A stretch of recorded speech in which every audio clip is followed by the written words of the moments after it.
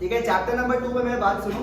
Chapter number 2 क्या है कि अपन एंटरप्रेन्योरशिप में क्या हो रहा है, एंटरप्राइज के बारे में सोचा। ठीक है, एक चीज हम भूल गया था, सारा स्कूल अपने पास अवेलेबल है, और भी कोई स्कूल अगर है तो उसका भी पेपर ईपी का अपन मंगवा लेगा एक जगह में, सारा पेपर तो सबका सॉल्व कर लो, उस बार सॉल्व कर लो और एनसीईआरटी घुमा लो, इससे ज्यादा क्वेश्चंस आना पॉसिबल ही नहीं है। ठीक है, यही करना है अपने को। ठीक है, अब सुनो चैप्टर नंबर 2 में क्या है कि अपन जब एंटरप्रेन्योरशिप आइडिया के बारे में सोचा, ठीक है, उसको अपन एंटरप्राइज में कन्वर्ट करने का सोचा, तो अब उसको कैसे अपन सेटअप कर सकते हैं, क्या क्या ऑप्शन अपने पास में है, इस चैप्टर में इसके बारे में फोकस किया गया है। कि अपन आइडिया आ गया, अपन सोच लिया कि अपन बिजनेस करेगा, अब which form of business do you start, that is the context of the entire chapter. And the other part of the chapter is about plans. एक बार जब आपने सोच लिया है कि अगर आपको से पार्टनरशिप फर्म खोलना है, तो उसके बाद आप उसको कैसे प्लान आउट करोगे इस तरीके से कि आपका आगे हो जाए। This chapter is very very similar to BST में आपका चैप्टर था एक पिछले साल, ठीक है, उस चैप्टर से बहुत सिमिलर है। ठीक है, तो आप लोगों को वो जो चैप्टर होगा जिनका वो चैप्टर भी किया हुआ है, आप लोगों को बहुत हेड स्टार्ट मिल जाएगा उस चैप्टर से। ठीक है, very chapter but very very relevant from the exam point of view, क्योंकि इससे बहुत बड़े क्वेश्चंस बन सकता है। Chapter 5 I believe, but I don't remember the exact. Business organisations का चैप्टर 1 है ये, ठीक है, चैप्टर 1 है 11th में, चैप्टर नंबर 1 है, वन था क्या ध्यान में, सुनो 2 3 था क्या? अच्छा सुनो, जब भी अपन बिजनेस के बारे में सोचता है, वी हैव 2 एक्टिविटीज। ठीक है, one is an economic activity and the other is what, non economic activity. Economic activity किसको बोलता है? जो अपन बिजनेस करता है फॉर अ कंसिडरेशन। ठीक है, मतलब कि कुछ बदले में मिले, वो पैसा का फॉर्म भी हो सकता है, that is known as a economic activity. ठीक है, और नॉन इकोनॉमिक एक्टिविटी क्या है? जो कि आउट ऑफ लव अफेक्शन, ठीक है, आउट ऑफ सर्विस हम लोग करता है, उसमें हम लोग कुछ भी बदले में एक्सपेक्ट नहीं करते। आज मम्मी खाना खिलाता है, कुछ बदले में एक्सपेक्ट करती है मम्मी? नहीं, that is a non economic activity. And economic activity क्या है? आपको मैं पढ़ा रहा हूँ, बदले में क्या ले रहा हूँ? कंसिडरेशन ले रहा हूँ, that is a economic activity. तो दोनों इंपॉर्टेंट एक्टिविटीज है। बट अपन जब ईपी के बारे में पढ़ा था, चैप्टर नंबर 1 याद है, it is an economic idea. क्या उसमें नॉन इकोनॉमिक आइडिया पे लिखा था? The answer is no. उसमें लिखा हुआ है इकोनॉमिक आइडिया को सोचना और उसको बिजनेस में कन्वर्ट करना इज अ एंटरप्रेन्योर बिजनेस या फिर एंटरप्राइज। याद आ रहा है आप लोग को? तो जब अपन ईपी में इकोनॉमिक एक्टिविटी के बारे में बात करें तो our focus is where, on economic activities only. Correct, समझ में आ रहा है आप लोग को? अब इकोनॉमिक एक्टिविटीज जो है वो 3 टाइप का हो सकता है। ठीक है, वेरी गुड। प्रोफेशन, एम्प्लॉयमेंट और सबसे इंपॉर्टेंट क्या है? बिजनेस। और बिजनेस के ऊपर ही पूरा का पूरा शील्डेड एरिया चैप्टर में है। ठीक है, समझ में आया आप लोग को? क्लियर है ये वाला पार्ट? ओके, नाउ एम्प्लॉयमेंट जो है वो हो गया आपका क्या? सर्विस करना, किसी के बदले में किसी के अंडर काम करना, आपको एक फिक्स ड्यूरेशन ऑफ टाइम तक काम करना आपको, और उसके बदले में क्या मिलेगा?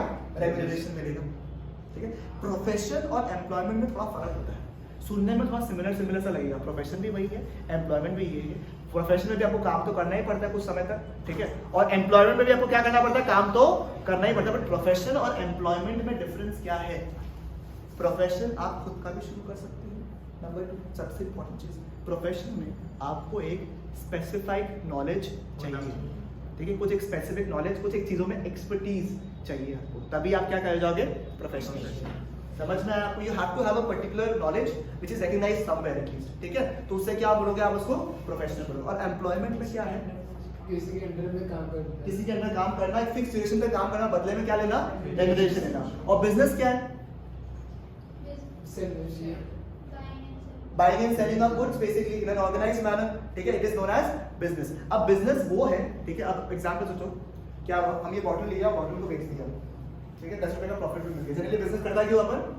प्रॉफिट कमाने के लिए। तो ये बॉटल को लिया, बॉटल को सही दाम में मैंने बेच दिया, क्या मैं बिजनेस कर रहा हूँ? नहीं। हाँ या नहीं? मैंने बोला मैंने बॉटल लिया, बॉटल को बेच दिया, प्रॉफिट भी कमा लिया, बिजनेस कर रहा हूँ या नहीं कर रहा हूँ? Yes, no. कोई भी चीज को अगर हम रेगुलर बेसिस में कर रहा है, अगर हम रोज बॉटल बेच रहा है, तो हम क्या कर रहे हैं? बिजनेस कर। One important characteristic of carrying out a business is what? That I am doing it for a regular और कंसिस्टेंट टाइम। भैया सैटरडे आप बंद करके दुकान संडे को नहीं बेचा, रेगुलर नहीं हुआ, वो चलेगा। समझ में आया? कंटिन्यूटी रहना चाहिए बिजनेस फर्म में। समझ में आया? यानी कि हम रेगुलर अगर बॉटल बेच रहे हैं, रेगुलर हम पढ़ा रहे हैं, ठीक है, तो ये क्या हो गया? मेरे फॉर्म ऑफ प्रोफेशन या फिर बिजनेस हो। समझ में आया आप लोगों को? क्लियर है? पक्का वाला क्लियर? तो देखो तीनों चीज लिखा हुआ आपका। सबसे पहले इकोनॉमिक एक्टिविटी के बारे में लिखा हुआ है। नंबर 2 क्या है आपका? टाइप ऑफ इकोनॉमिक एक्टिविटीज, ठीक है, वो तीनों लिखा हुआ आप लोगों का। Do you have to read this part और इज इट फाइन? आगे बढ़े, हम लोग तो लास्ट क्लास में डिस्कस किया था अपन ने, टेक्निकल पॉइंट्स नहीं है सब। नॉन इकोनॉमिक एक्टिविटी के बारे में पता है आप लोगों को, and the most relevant part जो we have discuss in the chapter is what? Business के बारे में। बिजनेस क्या देखो, any activity is referred to as business if it exhibits the following characteristics, ठीक है। If it has the following characteristics तो हम लोग क्या बोलेंगे उसको? It is a business. Number 1 क्या लिखा हुआ है? एंटरप्रेन्योर का प्रेजेंस जरूरी है क्या? खुद बिजनेस करने वाला होना पड़ेगा या नहीं होना पड़ेगा?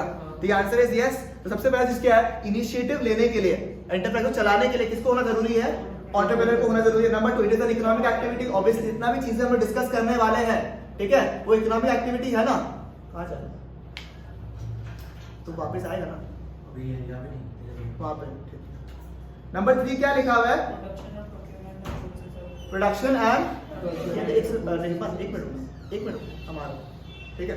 प्रोडक्शन और procurement of goods and services. Goods and services दोनों इंक्लूड कर लिया है इसमें। मतलब इसमें क्या करना है आपको? देखो, आप गुड्स को प्रोड्यूस भी कर सकते हो, सर्विसेज को ऑफर भी कर सकते हो। नेक्स्ट क्या लिखा हुआ है? Sale and exchange. अगर आप देखो, अगर गुड्स प्रोड्यूस किया तो भी आप बिजनेस कर रहे हो। अगर आपने गुड्स को सेल किया, एक्सचेंज, जैसे OLX में क्या करता है अपन? एक्सचेंज करवाता है। पर अगर वो रेगुलरली कोई इंसान कर रहा है तो वो क्या है? बिजनेस है ना।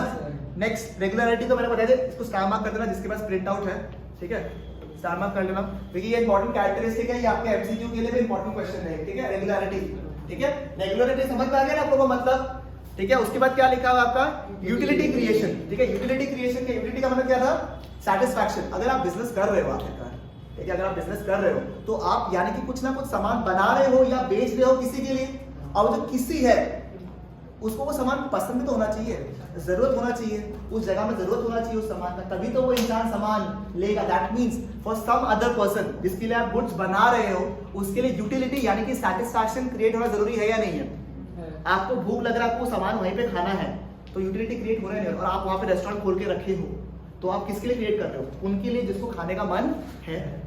कोई सामान है, उसको अगर आपको खरीदना है तो आप क्यों खरीद रहे हो? क्योंकि आपको वो सामान पहला बार लेना है। यानी कि आप किसी भी सामान को बेचते हो तो क्या सोचते हो कि उस प्रॉफिट तो बाद में सोचते हो, पहले ये सोचते हो कि उसका जरूरत है या नहीं है। अगर बिजनेस जब खोलना सोचता है तो बोलता है ना इस एरिया में इसका डिमांड होगा या नहीं, यानी कि you should create a utility ना। तो यूटिलिटी क्रिएट करना इज द अदर वे, और बोल सकते हैं कि उसका बेस है for setting up a business. समझ में? यूटिलिटी का मतलब समझ में आया? सैटिस्फैक्शन। तो आपका दूसरा तरफ से सैटिस्फैक्शन क्रिएट करना जरूरी है या नहीं है? The answer is yes.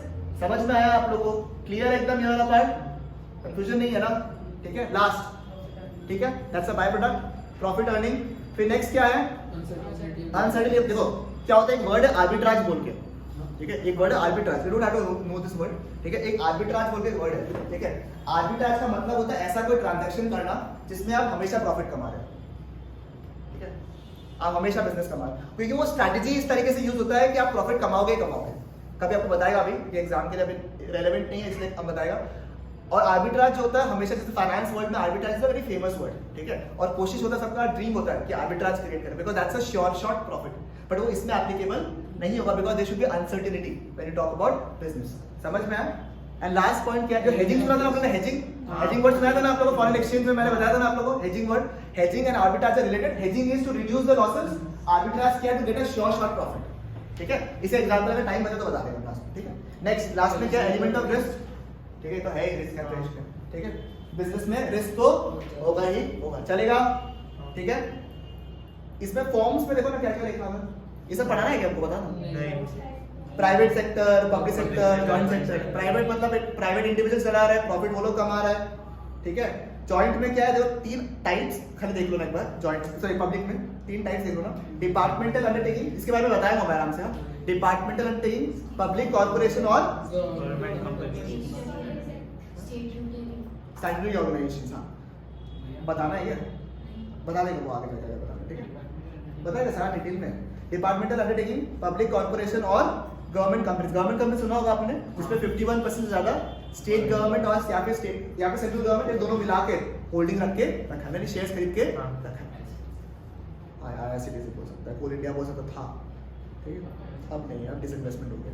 Joint sector मतलब, जॉइंट सेक्टर मतलब गवर्नमेंट और पब्लिक, प्राइवेट। जनरली क्या होता है, मिलके बोलता है कि दोनों जन हाथ मिला के काम करता है, बट जनरली कॉन्सेप्ट इज कि सेटअप जो है वो गवर्नमेंट कर देता है और चलाता है उसको प्राइवेट, ठीक है, पैसा लगा के, ठीक है। समझ में आया? क्या जब रीड करो कुछ है नहीं याद रखना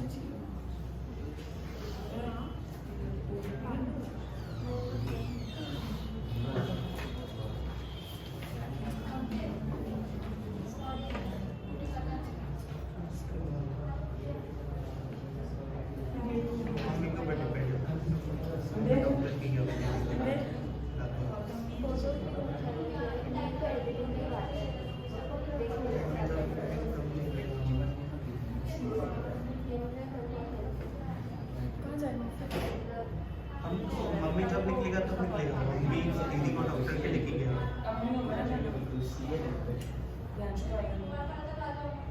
हम तो इसको मना ही कर दिया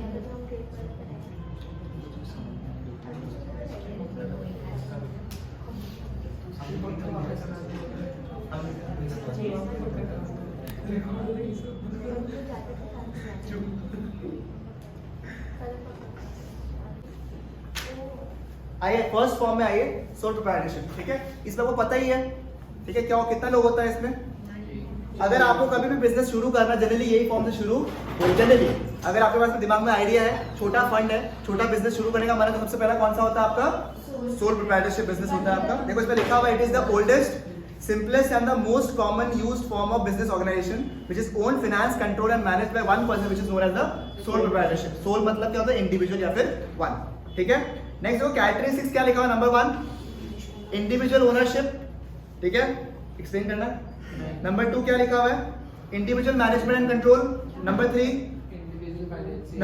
नंबर डी मतलब रिस्क हो या रिवॉर्ड हो किसका है वो सोल पर्सन का ही है next easy formation and closure easy formation इसलिए क्योंकि इस पे कोई भी रजिस्ट्रेशन दरकार नहीं है आप जैसे आज चाहो तो आज अपना बिजनेस शुरू कर सकते हो next limited area of operation because sir आप सब कुछ नहीं कर सकते ना एवरीथिंग मैनेज एरिया होता है ना बहुत सारा बिजनेस करने में आपको मैनेजमेंट करना है एचआर मैनेज करना है इन्वेंटरी मैनेज करना है ये सारा काम कौन करता है एक ही इंसान करता है दैट इज व्हाई इसमें स्कोप क्या होता है आपका कम होता है लिमिटेड होता है नो सेपरेट लीगल एंटिटी मतलब सेपरेट लीगल एंटिटी का मतलब क्या है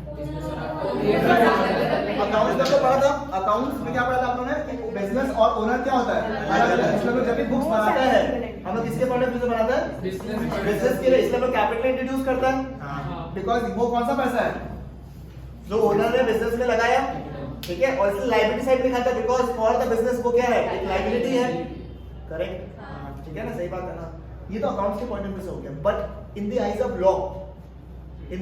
लॉ सोल प्रोप्राइटरशिप में कोई भी लीगल एंटिटी नहीं है मतलब कि अगर सोचो इसका बिजनेस में लॉस हुआ तो हम पैसा इससे भी रिकवर कर सकता है ठीक है और साथ में नेक्स्ट वर्ड आपका लिखा होगा इसके बारे में लायबिलिटी के बारे में लिखा होगा देखो क्या लिखा हुआ है अनलिमिटेड लायबिलिटी मतलब कि सर इसमें क्या है आपका कि लायबिलिटी क्या अनलिमिटेड मतलब कि अगर हम चाहे इसका बिजनेस में लॉस हो गया तब सर घर का एसेट्स भी उठा सकता है रिकवरी करने के लिए बात समझ में आया आपको this is the concept of unlimited liability last के 2 पॉइंट्स आपके लिए रेलेवेंट है for sole proprietorship and you should know about ठीक है नेक्स्ट क्या लिखा हुआ है कब कौन से लोगों को सूटेबल होता है सोल प्रोप्राइटरशिप बिजनेस खोलने के लिए थोड़ा फास्ट कराओ चलेगा ना स्पीड इतना डिफिकल्ट तो नहीं हो रहा ना बता देना मेरे को ठीक है ना स्पीड थोड़ा ज्यादा होगा नंबर नेक्स्ट क्या लिखा हुआ देखो जहां पे कैपिटल रिक्वायरमेंट क्या होगा कम या लिमिटेड नेक्स्ट कुछ तो बिजनेस ऐसा होगा ना सर जहां आपको लगता है कि नहीं अगर हम इसको अपने तरफ से नहीं करेगा ना तो दिक्कत हो जाएगी एक सीक्रेट इन्फॉर्मेशन हो गया कुछ एक तरीका हो गया फॉर्मूला हो गया which you want that you don't want to share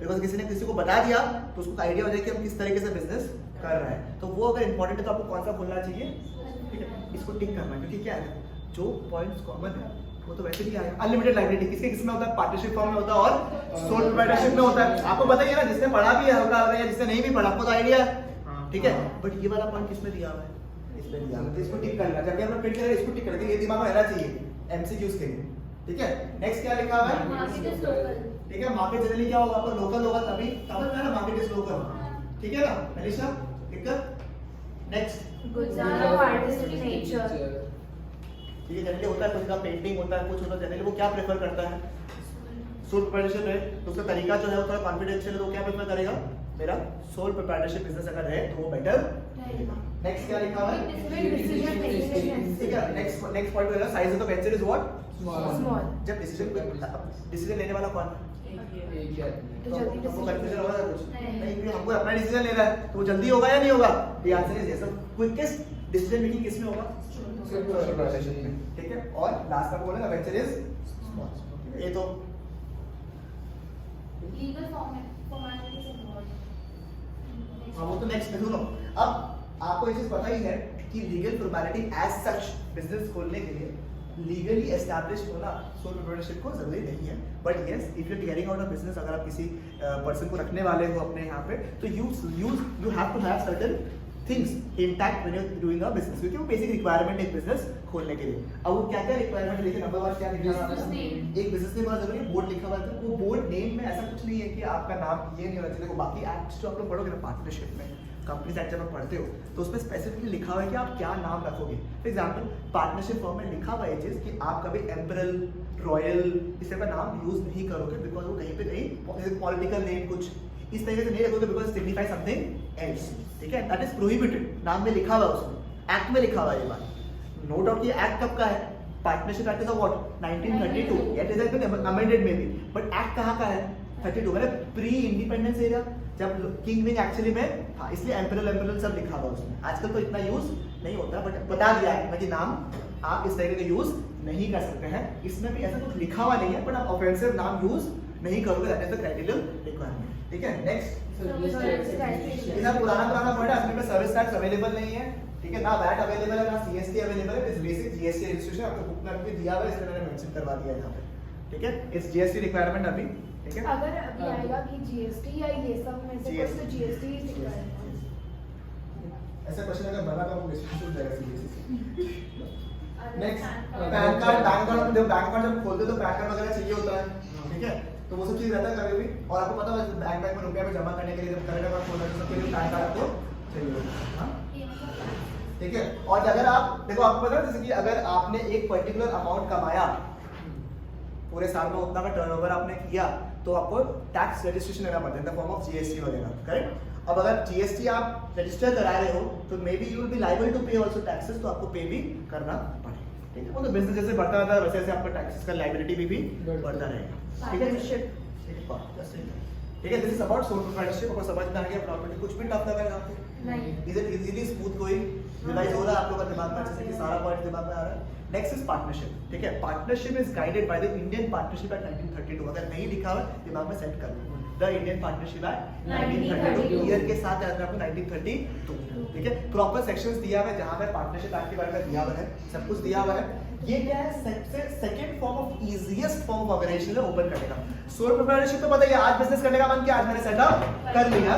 partnership में क्या है, 2 जन अगर मिलके हैं हम लोग, मिनिमम कितना जन चाहिए हम लोग को, मिनिमम 2 जन, ठीक है। मैक्सिमम वाला लिमिट आप लोग चेक कर लोगे, ठीक है, ओके। मैं मैक्सिमम में कमेंट नहीं करूंगा अभी आप लोगों के, ठीक है। इसका भी लॉजिक है कि 50 है, क्योंकि सेक्शन 464 जो कंपनीज एक्ट में लिखा हुआ है कि कंपनी कब इनकॉर्पोरेट करना पड़ेगा, अगर you want to know the logic. 50 का maximum limit is not there in the act, ठीक है। अगर आपको बताऊं, नहीं एक्ट में नहीं है, वो बोल रहा हूं मैं, एक्ट में मैक्सिमम लिमिट दिया हुआ ही नहीं है। एक्ट में ये दिया हुआ है, तब वो भी पार्टनरशिप एक्ट में दिया, कंपनीज एक्ट में दिया हुआ है कितना नंबर के बाद होने के बाद में आपको कंपलसरी रजिस्टर कराना ही पड़ेगा, तो उसमें 50 लिखा, समझ में आया आपको। तो रजिस्ट्रेशन आपको पता है ना, पार्टनरशिप एक्ट में रजिस्ट्रेशन करने का कंपलसरी नहीं है, तो कंपलसरी हो गया मतलब कि दूसरा फॉर्म ऑफ ऑर्गेनाइजेशन आप बना रहे हो। This just for logic, section number is 464 of the companies act, याद नहीं करना, इट्स जस्ट फॉर नॉलेज, याद मत करो, सुन लो बस। कभी कभी ध्यान रहता है, सब चीज ध्यान रहता है कि हाँ कितना नंबर था भैया, बता था इतना, इसके बाद ऊपर में क्या था, रजिस्ट्रेशन था, समझ में आया।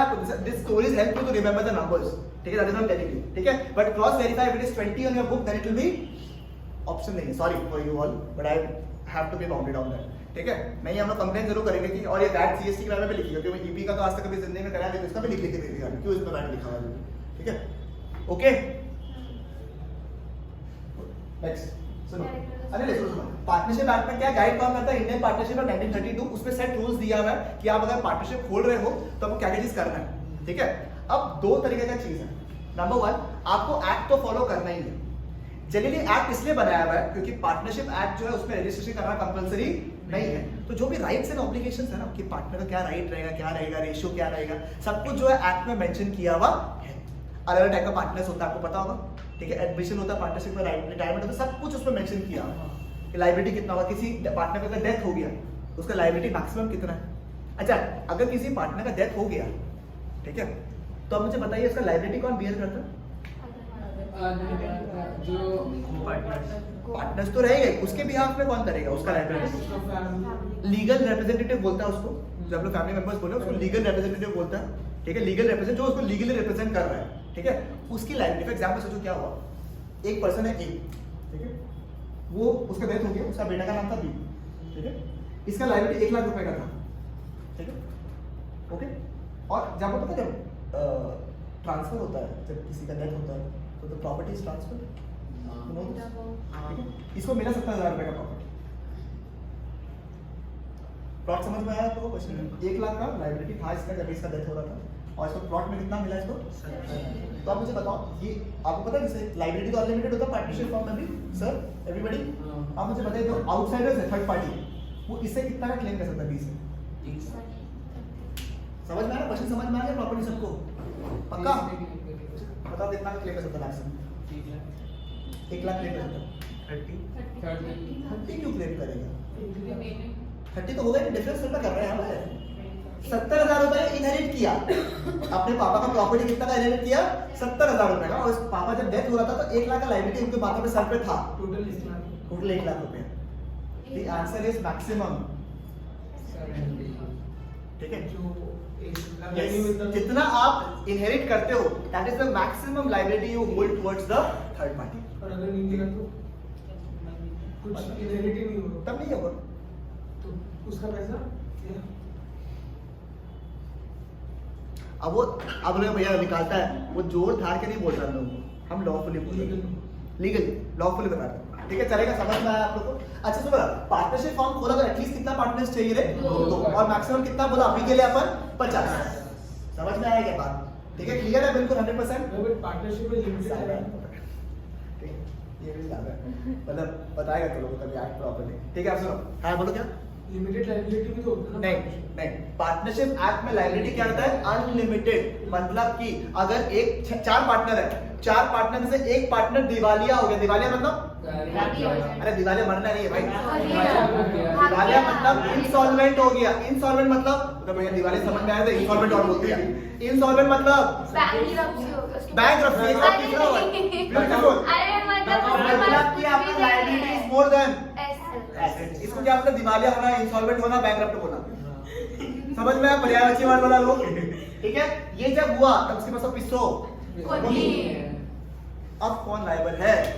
पार्टनर्स लोग लायबल रहेंगे, अनलिमिटेड होता है उसमें। म्यूचुअल राइट्स, एक वर्ड है म्यूचुअल एजेंसी, सुना आप लोग क्या बोला? म्यूचुअल एजेंसी मतलब कि अगर हम संग है तो हमेशा संग रहेंगे, अच्छे टाइम में भी संग रहेंगे, बुरे टाइम में भी संग रहेंगे। मेरा प्रॉफिट्स बढ़ेगा तो सब कुछ किसी का कटेगा तो सब में बटेगा, सिमिलरली लॉस होगा तो सब में बटेगा। क्या एग्जांपल दिया? ये सब याद रहेगा। दीदी जब पेपर सॉल्व करेगा ना उस समय हंस के से सीख पाएगा आप लोग। हाँ भैया कैप्टन हम बात करते कितना रहने में ड्रॉप करते हैं, ठीक है। समझ में आया आप लोगों को? कुछ नहीं बताएगा। क्या? समझ में आया आप लोगों को? आप सुनो ना, similar to sole proprietorship concern, similar to sole proprietorship concern आपको भी पार्टनरशिप में रजिस्टर करना जरूरी नहीं है।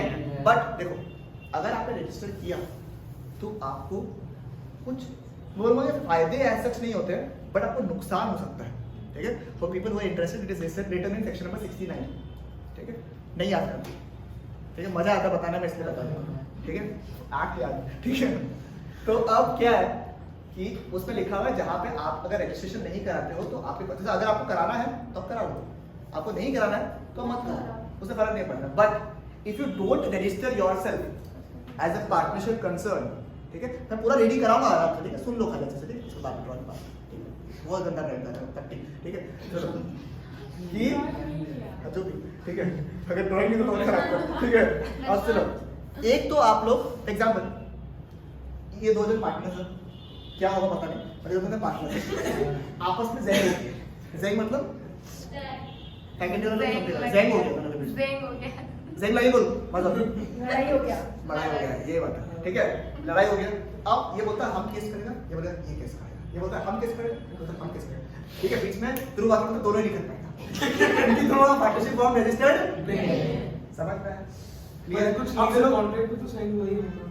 नहीं हो ना तो वो तो रजिस्टर्ड हो जाता ना बाबू अगर लीगल फॉर्म लीगल कॉन्ट्रैक्ट होता तो क्या होता रजिस्टर्ड हो जाता समझ में अब सुनो रजिस्टर करते ही हैं। हाँ जी यूजुअली तो करते ही हम होते हैं। लोग नहीं हाँ यूजुअली करता है अरे सुनो यही बोल रहा है कि आपके लिए पार्टनरशिप फॉर्म जो है ना वो रजिस्टर करना जरूरी नहीं है बट इतने नुकसान है आपके होते ना भैया आपको मैंने कंपलसरी नहीं बोला है आप चाहे मत पढ़ो आप चाहे मत पढ़ो पर देख लो आगे ये टेस्ट आ रहा है ये आ रहा है ये आ रहा है ये आ रहा है आपका हालत खराब हो जाएगा तो इनडायरेक्टली मैं क्या मैसेज डाल रहा हूँ आपको आपको पढ़ना ही पड़ेगा तो पार्टनरशिप में बोला आपको रजिस्टर करना दरकार नहीं है पर अगर नहीं करोगे तो आपको बस यही नुकसान होगा अब सुना एक नुकसान सुना दिया आपको आपस में लड़ाई हो गया होगा तो लोग एक दूसरे के खिलाफ सूट फाइल नहीं कर सकते अब क्या हुआ सोचो ध्रुव जो है इन लोग से डील किया था इस पार्टनरशिप फॉर्म से ठीक है पीपी पी स्क्वायर ठीक है ये लोग से डील किया अब ध्रुव बोलता है पैसा नहीं दी डील किया सब कुछ सामान वाला सब कुछ लीगली लिया है लोग अब ये बोलता है पैसा हम नहीं दिया and mind U P square is not registered तो नियम से क्या फाइल करना चाहिए 2 बार सू करना चाहिए ठीक है इसको किसके अगेंस्ट ये काम that means you can not file a suit against the third party ठीक है समझ में आया आप लोगों को बट ध्रुव को पैसा मिलना है ये लोग से तब क्या ध्रुव फाइल कर सकता है हाँ थर्ड पार्टी कैन फाइल मगर हम लोग थर्ड पार्टी अगेंस्ट फाइल नहीं कर सकते तीसरा एग्जांपल समझ में आप लोग खेल गया था। जो समझ में आया आप लोगों हाँ। आपस में थर्ड पार्टी के अगेंस्ट थर्ड सुनो क्या हुआ ये लोग सुनो आपस पीस स्क्वायर का डील हुआ था पलक के साथ चलते थे खाते ठीक है चलो PQ हो गया। भैया छोड़ो ठीक है अब क्या हुआ पलक के साथ डील किया इन्होंने पलक को ये लोग से 1 लाख रुपए मिलना था पलक को ये लोग से कितना रुपए मिला था 1 लाख रुपए और पलक को ये लोग को देना था 2 लाख रुपए समझ में आया क्या बात कितना रुपए मिला था 1 लाख और देना कितना था ये लोग को हम उल्टा बोला पलक को 2 लाख रुपए देना है इसको हाँ। और ये लोग को मिलना कितना है 1 लाख ठीक है तो ये सॉरी दोनों को देना है लगा पीपी ठीक है और ये पलक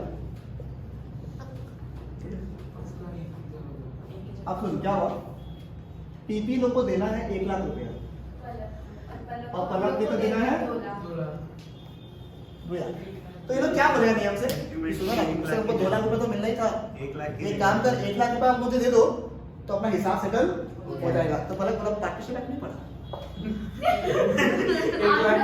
आपस में हम लोग सेटल नहीं मांग सकता है बट आप लोग लीगल तुम सूट फाइल नहीं कर सकता वो बोला मांग सकेगा ऐसा तो बिजनेस ही नहीं करेगा लोग तो फिर ठीक है तो ये बोला कि आपस में हम लोग सेटल किया ना अभी हिसाब लीगल जो सेटल किया अभी वो पॉसिबल नहीं है if you are a partnership form not registered under the partnership आज समझ में आया और इतना बचखान पार्ट लिखा है उसको तो पता ही नहीं चलो कितना रुपए मैक्सिमम अलाउड है सेटलमेंट करने के लिए ठीक है 50 हाँ 10 रुपए हाँ उतना कर लो 10 बोले खेल लो नो स्ट्रेस खेल लो ठीक है समझ में आया खाली कुछ 10 कुछ ये सब कुछ है कुछ मतलब मेजर लगता है मेजर नहीं कर सकते मेजर फाइल कर सकते है या नहीं है कोर्ट केस नहीं कर सकता ये लोग कुछ भी ये लोग नहीं कर पाएगा if they are not registered ठीक है तो non registration is not compulsory but you have certain consequences if you don't register under a partnership act और जब आप रजिस्टर करते हो आपको पता है डीड बनता है उस डीड को क्या बोलता है Partnership deed. Partnership deed can be written और ओरल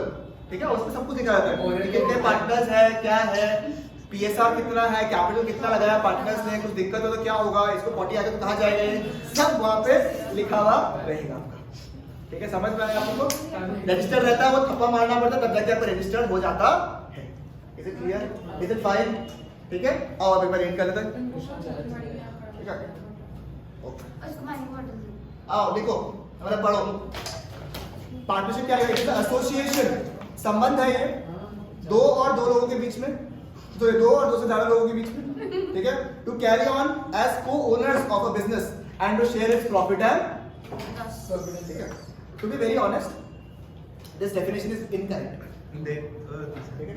बिकॉज एक्ट में कहीं भी लॉस नहीं लिखा हुआ है. That means you are required to share profits, but losses share हो ये कहीं भी लिखा हुआ नहीं. आपस में शेयर करो अलग बात होती है, बट प्रॉफिट शेयर करना कंपलसरी है. बात समझ में आया? डेफिनेशन में हल्का सा गलती है, बता देता हूँ मैं आप लोगों को हल्का सा, बट आप लोगों का डेफिनेशन में यही लिखा, ठीक है? यही लिखना था, यही क्वेश्चन पूछ सकता हूँ इसलिए बोला हुआ. अच्छा तुमको पता होगा ना कि अगर पार्टनरशिप डीड नहीं है, तो आपस में प्रॉफिट कैसे शेयर करेगा आप लोग? इक्वली. लॉसेस का लिखा है? लॉसेस कहीं पढ़ा? कोई पढ़ा आप लोग अकाउंट्स में? नहीं, क्योंकि उसमें मेंशन ही. बात समझ में आया? तो इसलिए रेलेवेंट है जानना आप लोगों को, ठीक है? क्लियर है? नेक्स्ट क्या लिखा है देखो, कहाँ है? नेक्स्ट क्या लिखा देखो, कैरेक्टरिस्टिक्स अगर 2 और मोर पर्संस चाहिए, एग्रीमेंट होना जरूरी है क्या? जरूरी नहीं है, बट नहीं होने से कॉन्सिक्वेंसेस हो सकता है. Next, profit sharing compulsory.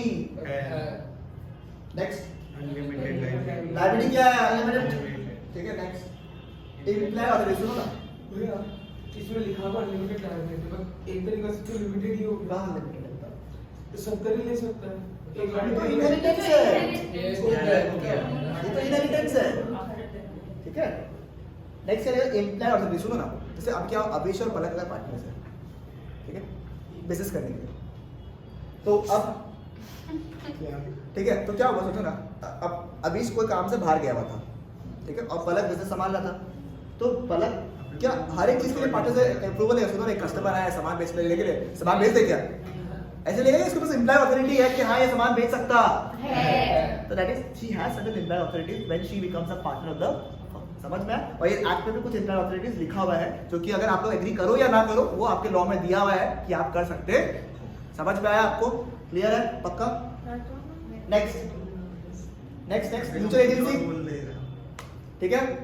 हम संग हैं, हम साथ हैं, म्यूचुअल एजेंसी, ठीक है? नेक्स्ट मतलब अटमोस्ट गुड फेथ जरूरी है.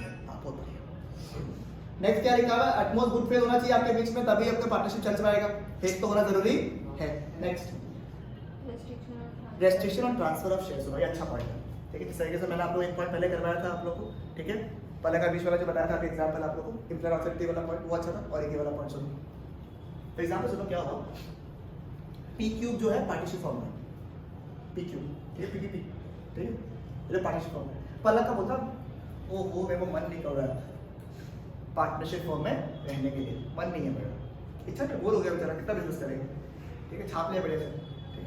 अब पलक का बोलता है कि हमको करने का मन नहीं है, हम एक काम करें, तो मेरा इस पे शेयर था ना पार्टनरशिप फॉर्म में, वो हम अभिष को ट्रांसफर कर देते हैं. क्या ये पॉसिबल है? The answer is that means you can give up your share, that is okay, but you cannot transfer your share to somebody else. ठीक है? समझ में आया? इसे समझ में आया? पक्का? ट्रांसफर. तुमने अपना शेयर को गिव अप कर दिया, मतलब कि अगर जो 4 पार्टनर थे, चारों पार्टनर इक्वल रेशियो में थे, कितना हुआ? 25%, 25%, 25%, 25%.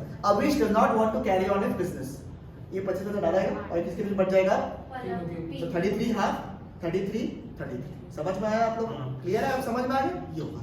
But he can not do कि मैं काम करता हूं अंकित को ट्रांसफर कर देता हूं, अभी वो 25, ऐसा नहीं होगा. अगर एग्रीमेंट हो गया नहीं, क्योंकि it is a partnership form, is a trust, business of trust के बारे में होता है, और पार्टनर्स को एग्री करना पड़ेगा किसको बिजनेस में लेके आने का है. इसलिए जब भी आप एडमिशन कराते हो, कुछ भी कराते हो पार्टनरशिप फॉर्म में, every partner has to agree. उसमें लिखा हुआ है, जब आप एक्ट पढ़ते हो उसमें लिखा हुआ है एडमिशन के वक्त में कि कोई भी पार्टनर को अंदर घुसाने के लिए सारे पार्टनर्स को एग्री करना पड़ेगा कि yes we want Ankit as a partner of the firm, तभी वो पार्टनरशिप फॉर्म में एंटर कर सकता है. नया पार्टनर ऐड होगा तो नया एक पॉइंट है ना जिसमें लिखा हुआ है कि minor can not be a partner. Yes. But in accountancy हम लोग ये पढ़ा था कि minor can be a partner but can not be a losses. नहीं, लिसन, गुड पॉइंट. ठीक है? माइनर के ऊपर एक स्पेसिफिक पॉइंट लिखा हुआ पूरा, ठीक है? सुनो, अभी तुम्हारा भी डाउट ले रहा हूं. माइनर जो है जनरली पार्टनर नहीं हो सकता, that's written in the law. ठीक है? Minor can not be a partner, minor can not be admitted as a partner. But एक एक्सेप्शन ये दिया हुआ है कि अगर बाय चांस ऐसा कुछ हुआ कि माइनर पार्टनर बन गया, ठीक है, तो उसके खिलाफ कोई लीगल कॉन्सिक्वेंसेस नहीं हो सकता है. मतलब कि आप उसके खिलाफ सूट फाइल नहीं कर सकते हो. अगर लॉसेस हुआ तो भी वो बियर नहीं करेगा. ठीक है? वो लॉसेस बियर नहीं करेगा. और उसका मैक्सिमम जो लायबिलिटी होता है, मैक्सिमम, ऐसा तो कोई लायबिलिटी होता नहीं उसका, मतलब कि वो इंसॉल्वेंट भी हो, क्योंकि उसका लायबिलिटी क्या है? 0. ठीक है? तो अब उसका कोई भी लाइबिलिटी क्रिएट नहीं हो सकता। उसका मैक्सिमम लाइबिलिटी क्या होता है पता है तुमको? कभी कभी क्या होता है आपको पता है ना कि माइनर जो होता है ना वो जब छोटा होता है, अब क्या बाई चांस अर्ली एज में किसी का फादर का डेथ हो गया, अब प्रॉपर्टी अच्छा खासा रख के रखा था, अब वो माइनर भी अच्छा खासा वेल ऑफ था, ठीक है, बट प्रॉब्लम क्या हो गया पीछे उसके फादर का डेथ हो गया। अब प्रॉपर्टी तो अच्छा खासा है तो उसको भी तो रहेगा ना कि मेरे मतलब उसके मम्मी पापा को मन में रहेगा ना बाई चांस अगर कुछ हुआ तो ही शुड स्टे प्रॉपर्ली, ठीक है। तो उसके देखभाल के लिए, उसके एसेंशियल सर्विस प्रोवाइड करने के लिए अगर किसी ने उसको हेल्प किया तो माइनर रेस्पॉन्सिबल होगा, लाइबल होगा, बट उसका मैक्सिमम लाइबिलिटी कितना पता है आपका? जितना उसका प्रॉपर्टी है, बस। समझ में आया आपको? मतलब वो खुद कभी भी लाइबल नहीं होगा, उसका लाइबिलिटी क्या होगा? एस्टेट ऑफ हिज प्रॉपर्टी, मतलब उसका प्रॉपर्टी जितना है वो। अगर किसी माइनर का प्रॉपर्टी नहीं है और आपने उसको मदद किया तो वो आपको कुछ भी लाइबिलिटी उसका क्लियर नहीं करेगा। समझ में आया आप लोगों को? अच्छा, अगर आपको पता है भैया ये तो फायदा हो गया, ये तो नुकसान है, अपने लिए सब लोग के लिए फायदा है, तो 18 साल जब आप हो जाते हो, जब आप मेजर बनते हो, you have an option to become a partner or not. That's a long section. It's a very important section in partnership act, but that is the law. ठीक है कि minor generally cannot be generally becoming a partner of the partnership firm. अगर वो बन गया तो his liability will be what? Zero. लेकिन हम लोग तो ये पढ़ा है ना कि उसका वो लाइबल नहीं होगा। हाँ नहीं है। तो आप बोले message the property. Estates liable है अगर वो नेसेसरीज प्रोवाइड करवा रहा है तो। तुमने अगर किसी माइनर को हेल्प किया, नेसेसरीज प्रोवाइड कर रहा है और ये बात हुआ है आपस में, तब उसकी लाइबिलिटी होगी, बट उसकी लाइबिलिटी नहीं है, उसकी एस्टेट की लाइबिलिटी है, मतलब उसकी प्रॉपर्टी की लाइबिलिटी है मैक्सिमम, ठीक है। For you people you can understand this part, खत्म करो इस पार्ट को। सिर्फ ये देखो कि partner minor generally partnership form में पार्टनर नहीं बन सकता। अगर वो बाय चांस बन गया, ठीक है, तो वो क्या होगा? उसकी कोई भी लाइबिलिटी नहीं है, उसकी लाइबिलिटी क्या है? नहीं है। he can never become an insolvent person। समझ में आया आप लोग? नेक्स्ट क्या लिखा हुआ है? डाउट है क्या दीक्षा? कोई नया पार्टनर आएगा तो वापस बनाना पड़ेगा। रिकॉन्सिलिएशन ऑफ द फर्म बोलता है उसको। पार्टनरशिप डीड को एंटर कराना पड़ता है, रीफ्रेम करना पड़ता है वापस से, हर एग्रीमेंट को वापस बनेगा आपका, सारे पार्टनर्स को एग्री करना पड़ेगा, तभी पार्टनरशिप फॉर्म में कर सकता है। इसीलिए बोला ना कि भैया ये तो एग्रीमेंट हो सकता था, नहीं अलाउड है। नया पार्टनरशिप डीड बना मतलब बिजनेस ही नया होगा। नहीं ना ना ना, रिकॉन्सिलिएशन अलग होता है, पार्टनरशिप डीड में चेंजेस कर सकता था। अब मतलब जैसे इन लोग तीन का था, मतलब बैकआउट कर दिया, बोला कि शेयर्स आप अंकित को देना, तो उसके लिए हम एंटर करके पूरा वापस से मतलब एग्रीमेंट अंदर में होके वापस से कंस्ट्रक्ट करना पड़ेगा। ए पॉसिबल नहीं है, बी क्या ये इम्पॉसिबल है ऐसा होना? नहीं। ठीक है, no, there is a law, there is a section, हमको नहीं बताएगा कि हम रोक के रखा आपने। नहीं अभी नहीं बताएगा, तो कंफ्यूज हो जाएगा, नहीं बताएगा, बाद में बता देगा, क्लास के बाद बता देगा तुम लोग, ठीक है। But this will not come in the exams to be very honest, that's why I want to tell you, but I will not say because रोक के रखा है, मतलब बहुत सारा पॉइंट को रोक के रखा है। मन तो से अगर सुनूंगा मेरा बात को मतलब तुम लोगों को मतलब नहीं बोलेगा आप लोग बहुत सारा पॉइंट ये है। देखो बिकॉज़ इसमें लॉजिक है कि पार्टनरशिप एक्ट जो है वो तुम्हारा म्यूचुअल एजेंसी है, आपस में ट्रस्ट के हिसाब से होता है, ठीक है। और शेयर्स जो ऐसे तो है नहीं कि इक्विटेबल शेयर है, तो बोथ साइड्स रहता है, बट आप लोग के जो बुक में लिखा हुआ एक बार के लिए वही मानता है कि अपन राइट्स जो है अपन शेयर्स को ट्रांसफर नहीं कर सकते, ठीक है। एक बार तो आप ये सुन लो, जिसको इंटरेस्ट होगा क्लास में बता देना, बता देगा आपको अच्छे से, ठीक है, कि अगर तो बाई चांस ऐसा हुआ तुम्हारा क्या लॉस होता है, क्या होगा क्या नहीं, वो सब बता देगा। और ये कब हो सकता है? ऐसा नहीं कि अच्छा भला आदमी है और अंकित का मन आया, अंकित के ऊपर शेयर ट्रांसफर कर दिया, ऐसा नहीं होता है, ऐसा नहीं होता, समझ रहे हैं? इसलिए मैं बता रहा हूँ कि अभी नहीं बताऊंगा यार आपको। जनरली आप राइट्स क्या है, ट्रांसफर आप नहीं कर सकते हो, ठीक है, माइनर पार्टनर नहीं बन सकता, ठीक है। ओके नेक्स्ट भैया कितना देर और करेगा? तो कुछ पढ़ा ही नहीं, ऐसा लग रहा है आपको अच्छा लगता है ना ये टॉपिक इसलिए? सुटेबिलिटी आपको एक बार देखो ना, कैपिटल रिक्वायरमेंट यहाँ थोड़ा ज्यादा है in comparison to sole proprietorship, because जहाँ भी आप लोगोगे उसमें डबल ट्रिपल पैसा आपका लग जाएगा। नेक्स्ट, एंटरप्रेन्योर एंटरप्राइज जो है falls in the category of business small और मीडियम, स्मॉल मीडियम एंटरप्राइज अगर आपको खोलना है जनरली पार्टनरशिप फॉर्म सजेस्टेबल है। Next, direct contact of customers are essential, इनको सब में इंपॉर्टेंट है, it's not a basic one, ठीक है। Next, consequences of non registration मैंने आपको ऑलरेडी करा दिया है, ठीक है, ये चलेगा, आगे बढ़े हम लोग। ये आप लोग पढ़ना, हाँ इसको जब भी प्रिंट करके रखा है, कॉन्सिक्वेंसेस ऑफ नॉन रजिस्ट्रेशन को प्लीज स्टार मार्क कर लीजिएगा आप लोग, ठीक है। Consequences of registration non registration को प्लीज स्टार मार्क कर लीजिए, इसमें क्वेश्चन आने का चांसेस होगा। सेकंड पॉइंट कौन सा? फर्म वाला पार्ट, हाँ, फर्म और any of the partners can not claim और अदर प्रोसीजर, भाई डिस्प्यूट नहीं कर सकता तुम, मतलब जैसे ये लोगों के बीच में डिस्प्यूट हो गया ध्रुव और इसके बीच में, तो ये जो चाह के भी कुछ क्लेम नहीं मान सकता इससे, बिकॉज़ वो डीड रजिस्टर्ड नहीं है। मतलब वो 10 करोड़ से ले लिया 10 करोड़ से, हाँ, और ये बोल रहा पैसा नहीं देगा, तो ये लोग केस फाइल करेगा, केस फाइल कर भी लिया बाय चांस, तो फिर ये लोग क्लेम फाइल नहीं कर पाएंगे। देखो पार्टनरशिप डीड आपको पता ही है, ठीक है, रिटर्न एग्रीमेंट है, रीड है, ठीक है। 13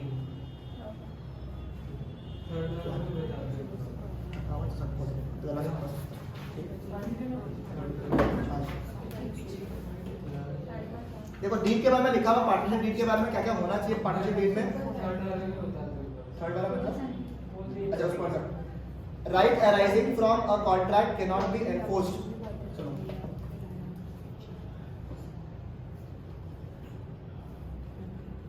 कोई तुमने राइट डिक्लेयर किया कि आपसे पार्टनर का ये राइट है, ठीक है, क्लियर के पास में कॉन्ट्रैक्ट करने का पावर है या प्रॉपर्टी वही खरीदेगा उसके बिहाफ में, बॉटम में भी करते थे, अच्छे बोला बोल दिया प्रॉपर्टी वगैरह खरीद सकता है, तुमको राइट दिया किसी ने, तो वो राइट जो है वो एप्लीकेबल है थर्ड पार्टी के अगेंस्ट, बिकॉज आपने लीगली रजिस्टर नहीं किया। समझ में आ रहा है?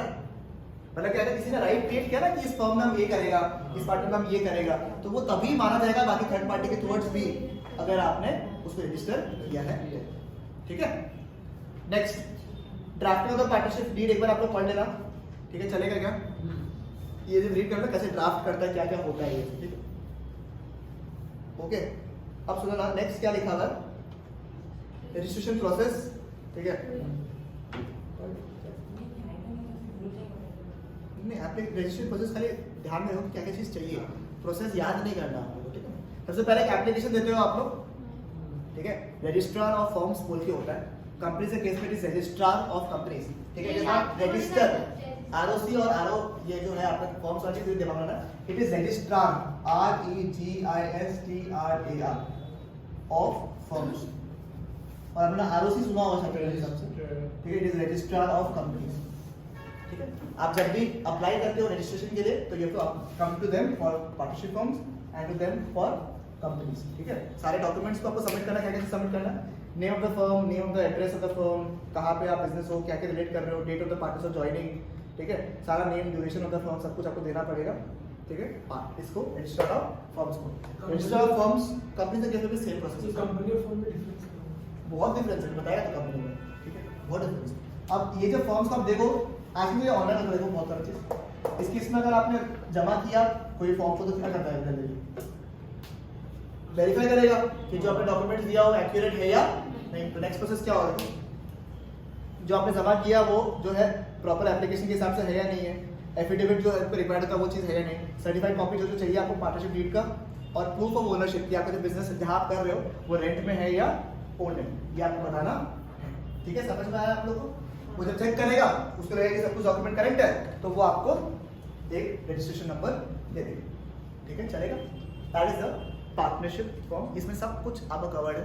मैक्सिमम नंबर कितना होता है, मिनिमम कितना चाहिए, 2, लाइबिलिटी क्या रहता है, अनलिमिटेड, म्यूचुअल एजेंसी वाला point, transferability of shares is not generally not allowed, ठीक है, इट इज नॉट अलाउड, आप लोगों के लिए इट इज नॉट अलाउड, ठीक है। माइनर पार्टनर बन सकता है, क्या आंसर इज नो, बाकी आप लोग एक बार रीड करोगे आपके हिसाब, मेरे हिसाब से तो, और कवरिंग एक्ट कौन सा आपका, द इंडियन पार्टनरशिप एक्ट 1932, ठीक है, ये सारे चीज आपका कवर्ड हो गया। मेरे हिसाब से आपको पार्टनरशिप और नॉन कॉन्सिक्वेंसेस वाला पार्ट कि अगर आपने डीड को रजिस्टर नहीं कर रहा है तो क्या क्या कॉन्सिक्वेंसेस हो सकता है, ठीक है, समझ में आया आप लोग को, क्लियर है ये वाला पार्ट। भैया नहीं नहीं बाउंसर ही जाएगा, हम सब क्यों भाव खा रहे हैं, इसीलिए टिका ये सब तो दिख रहा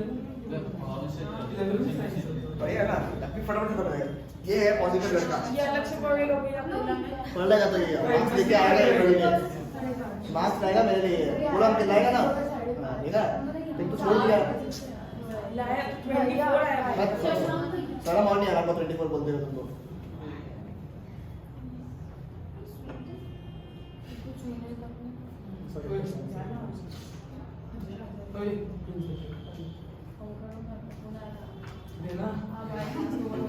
ठीक है, सुनो सुनो नहीं पढ़ा, ठीक है, ऐसा आपको लगना चाहिए। इसमें 2 टॉपिक्स और बचा हुआ आपका, जॉइंट स्टॉक कंपनी और कोऑपरेटिव सोसाइटी, ठीक है, कौन सा चैलेंज खत्म है रुको रुको। जॉइंट स्टॉक कंपनी जो है registered under the companies act, कौन सा 2013 पार्टनरशिप एक्ट है वो, कंपनीज एक्ट क्या आपको पता है चाहिए भैया? Companies Act 2013. फाइनेंशियल स्टेटमेंट्स बनाया ना schedule 3 Yes. Assets liabilities and कहते हैं ना कैपिटल एंड लायबिलिटीज उसमें current assets non current assets very good current assets non current assets याद है तो इसी को तो पता है खाली चलो अच्छा आज बात बोल रहा ये है थर्ड बुक का चैप्टर बना ना भैया वो शेड्यूल 3 गौतम दा वाला बच्चे लोग नहीं आता है तुमको नहीं पता है क्या? तो कंपनी जो है डिस्टिंक्ट इसलिए है कि पार्टनरशिप फर्म को फॉर्म करना क्या है बिल्कुल इजी है बट सिमिलरली कंपनी को फॉर्म करना बहुत डिफिकल्ट है because it has a registration process properly design करना पड़ता है तरीका बिल्कुल सिमिलर है कि आपको सारे डॉक्यूमेंट आजकल देखो सब कुछ ऑनलाइन होता है ठीक है एंड बहुत सिंपल कर दिया फॉर्म को पहले चेक उसको बोला ठीक है उसको क्या बोला मैंने कि पहले चेक करो वो नहीं बोला हम बोल रहे हैं कि ऑनलाइन आजकल एप्लीकेशन है आज के लिए बहुत इजी हो जाता है आप ऑनलाइन अप्लाई करो रजिस्टर जो फीस है ना कैपिटल के हिसाब से आप फीस जमा करो अपना जो ऑथराइज कैपिटल आपका होता है ना ऑथराइज कैपिटल उसके ऊपर आपको फीस देना पड़ता है ठीक है वो फीस आप जमा करो डॉक्यूमेंट्स वगैरह दो सिमिलर प्लेस कौन कौन आपके इनिशियल प्रोमोटर्स रहेंगे सबको देना रहता है आपका तो सबको वेरीफाई करता है if it is legal if it is verified तो वो कंपनी के तहत वो लोग रजिस्टर कर देते हैं it has its own formalities पूरे साल में आपको कुछ कंप्लायंस पूरा करना पड़ता है अगर आप नहीं करोगे तो कंपनी के खिलाफ पेनल्टी और प्रोविजनरी फाइन हो सकता है best thing about company is what company अलग है उसके मेंबर्स अलग है that means your liability for the first time is what limited समझ में आ रहा है पूरा बड़ा था बता रहा मुझे पढ़ा पढ़ावा चीज अभी पढ़ा था बढ़िया हो जाएगा मजा आ जाएगा अब आप क्या पढ़ाया हमको नहीं समझ कितना पढ़ना 6 बजे तो गाड़ी दिला के अपना फॉसिल 6 बज के तो 1 बजे घंटा पीछे मैं चल रहा है। गाड़ी पढ़ा शाम रहा में है इसी का 7 टाइम बजे है गया क्या फॉसिल बोल रहे थे पता है 6:50 बहुत कम पढ़ाया था लग रहा हमको है ना कोई सब अंग्रेजी भैया क्योंकि लेट चालू हुआ। कंपनी एक्ट एक बार रीड कर लेगा आप लोग हाँ कंपनी वाला पार्ट रीड करो कल कितना बजे कराना है अभी भी है हम फ्री है